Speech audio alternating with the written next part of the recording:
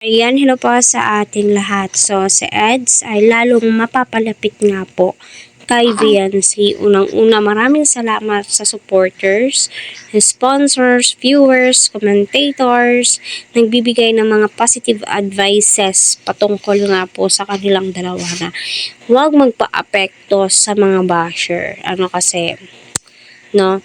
Number one fans nyo yan, yung mga basher.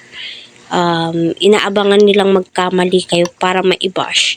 At the more na dadami yung basher, the more na ibibless kayo at dadami ang sponsors, di ba? Napapansin nyo ba yan mga ka-Team NC? Pero wag po natin hayaan na below the belt na din po yung mga pinagsasabi po nila through Edu at saka kay Viancy. Yes, mas mapapalapit nga po si Edu kay Viancy dahil nga po alam niyo si Dr. Love kung ano po yung sinabi niya at sinabi ni Viancy, totoo pa rin po niya na mas lalapit sa paaralan, hindi gaanong malayo para sa ganun sinundo nila itong si Viancy ay hindi po sila mahihirapan. At yung number one na tinitignan po nila dito is yung pag-aaral ni Viancy, no, para mas lalong mapalapit, no, at di na po siya mahirapan. So, totoo naman po talaga, At yung pangalawa ay yung gusto po talaga nilang lote, na malapit sa kalsada,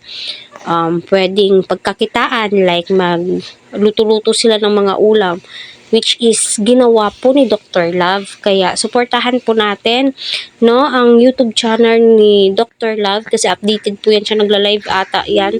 Palagi po yan siyang may upload kasi siya po yung nakascout kay Viancy. Even na siya ang nakascout kay Viancy, wala ka pong makikitang video na mukha ni Viancy sa kanyang mga uploaded kasi nga bawal nga po, di ba?